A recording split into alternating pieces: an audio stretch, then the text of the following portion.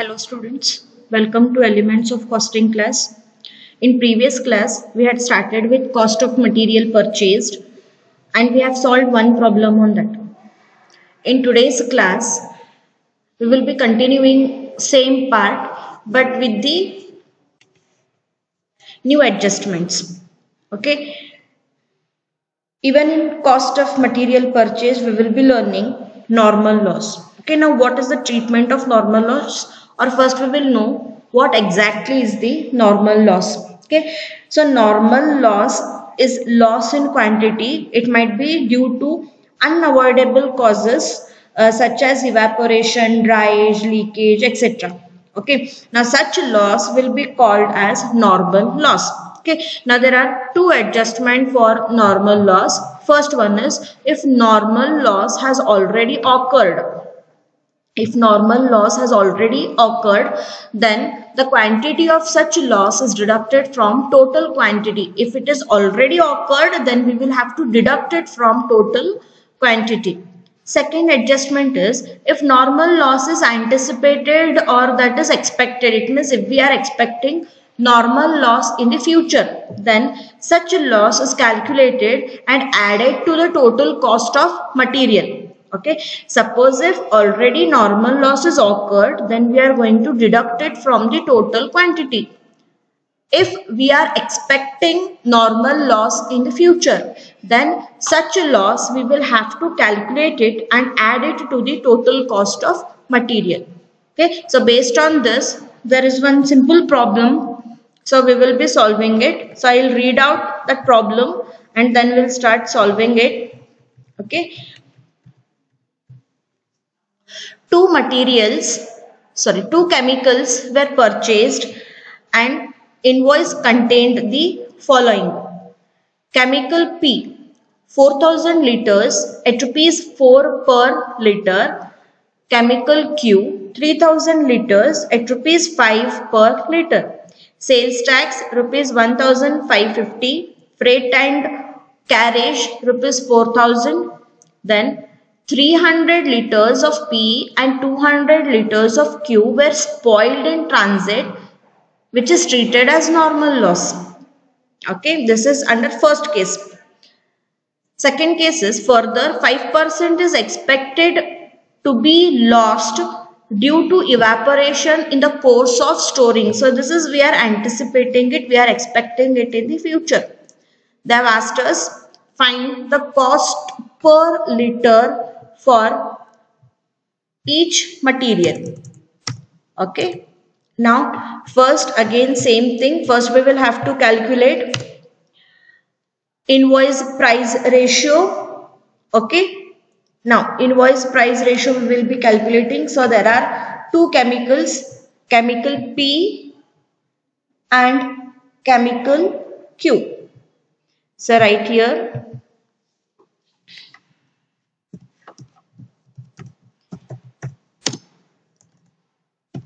chemical P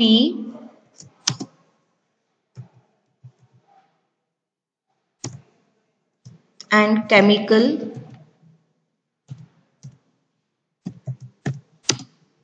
Q.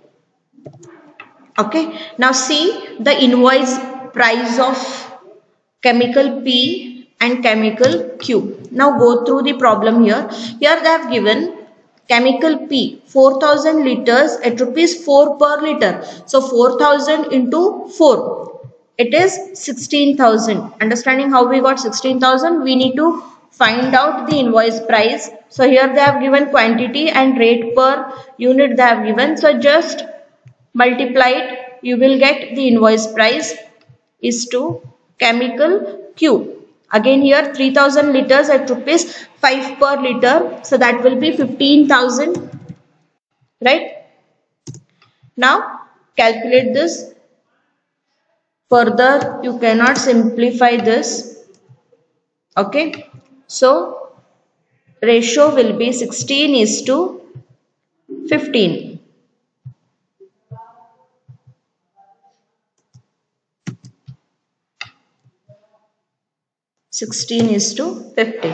Okay. Next we need to calculate ratio of quantity,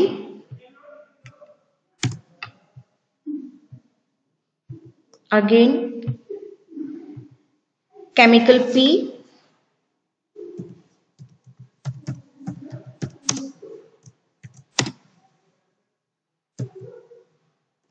and chemical Q. Okay. Now quantity we need to consider, go through the problem. Chemical P, quantity is 4000 liters, is to chemical P, it is 3000 liters. Okay, so that will be 4 is to 3. Ratio is 4 is to 3. Okay, now what they have given is related to normal loss. Read this: 300 liters of P and 200 liters of Q were spoiled in transit, which is treated as normal loss. So it means it has already occurred. Okay, so if already normal loss has occurred, it means this has to be deducted from the quantity, right? So the quantity is 4000 and for P normal loss is 300, so deduct this and that will be your net quantity. Okay, so that we will calculate first. Okay, so write down calculation of net quantity. Okay, particulars chemical P and chemical Q. Quantity P is 4000 and Q is 3000.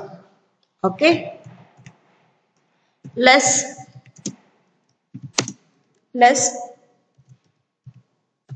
normal loss.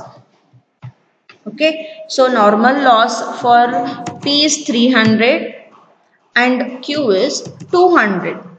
Right, now deduct this, so which is 3700 and this is 2800. Hope so everybody is understanding. As this normal loss is already we have incurred, so we will be deducting it from the quantity. Okay, yes, now we will be preparing statement of cost. Yes, okay, calculation of cost, statement of cost, then here particulars chemical P and chemical Q. Okay, so first we need to take invoice price, format is same, invoice price is 16,000 and this is 15,000 less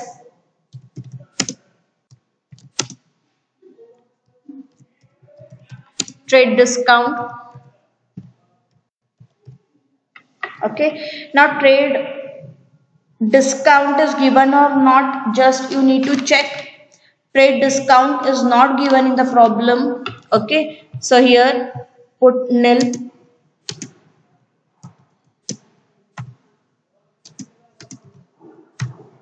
Okay, now again the total remains same, 16,000 and here it is 15,000. Yes, now from this add, go through the problem, check which all are the expenses they have given. Sales tax is given. Now sales tax is distributed in what ratio? That is invoice price ratio. Invoice price ratio is 16 is to 15. Okay, yes, calculate this. So that is 800 and this will be 720. Okay, now another expenses, freight and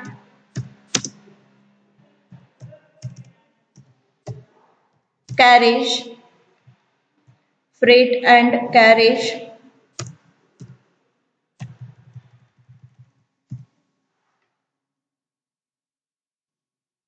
This has to be distributed in quantity ratio. So ratio is 4:3.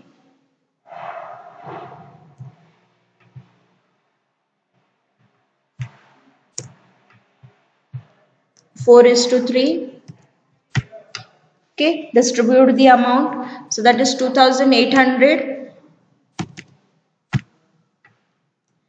and 2,100. 2,100. Okay, now again go through the problem. If any expenses they have given, then add it. They haven't given, so the total is 19,600. Okay, and chemical Q is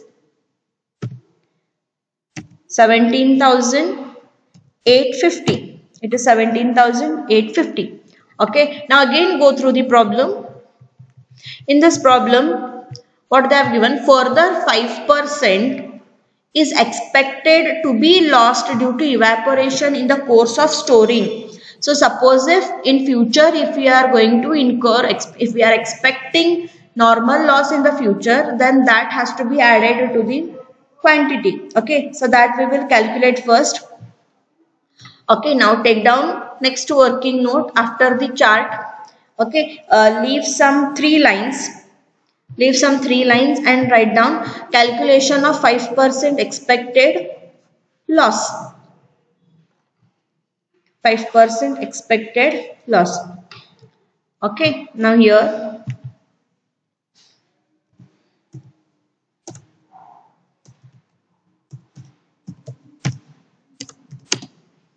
chemical P. Okay, for chemical P, total cost is 19,600 into 5%. So that will be equal to 980. 980. Okay. Same thing we need to calculate for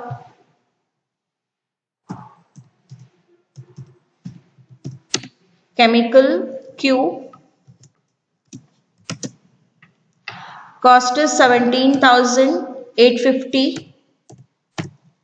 17,850 into again 5%. That will be equal to 892.5. 892.5. Okay, yes. Now this has to be added, right? So here you can write add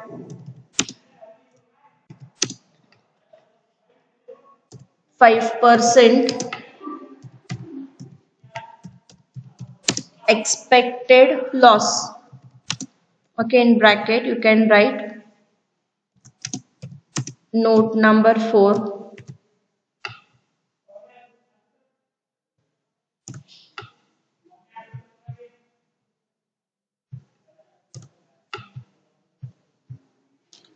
It is 980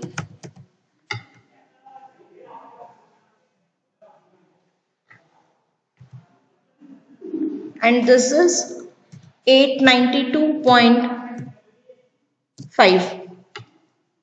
Fine. Yes. Now total cost. Total cost. Total cost here it is. Add it. That is 20,580. And this will be 18,742.5. Okay, so this is total cost. We have to calculate cost per liter also. Okay, so next line, write down cost per liter is equals to total cost divided by number of liters. Okay, now total cost is 20 for chemical P. So write here chemical P. Chemical P. So that is 20,580. 20,580 divided by number of liters. Okay, so here number of liters we need to take net quantity. So for chemical P they had given 4000 liters, but for calculation after deducting normal loss it is 3700. So you need to divide it by 3700 liters only. Okay.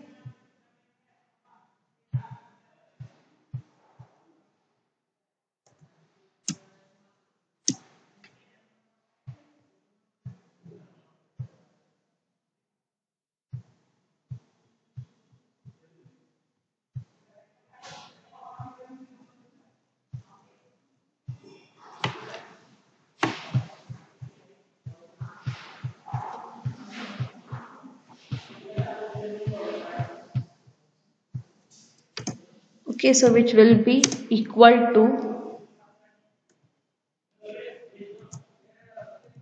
rupees 5.52.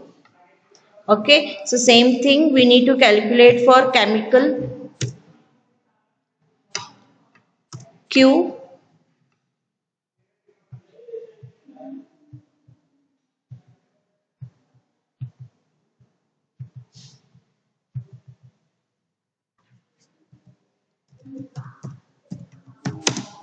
Chemical Q is equals to total cost is 18,742.5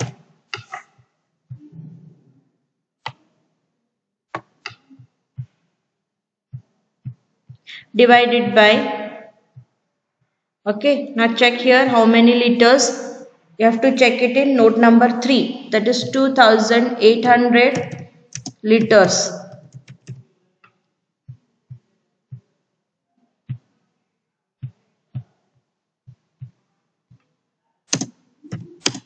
So that will be equals to rupees 6.69. Okay. Okay. So this completes your problem. So what we have done in this problem, they had given normal loss which already they had incurred and which they were going to expect it in the future. So which with normal loss which already they have incurred, what we have done is we have deducted it from the total quantity of each chemical, and whatever they were expecting it in the future, that we have added it, whatever percentage they have given, that we have added it to the chemical P as well as chemical Q. Understanding? Yes.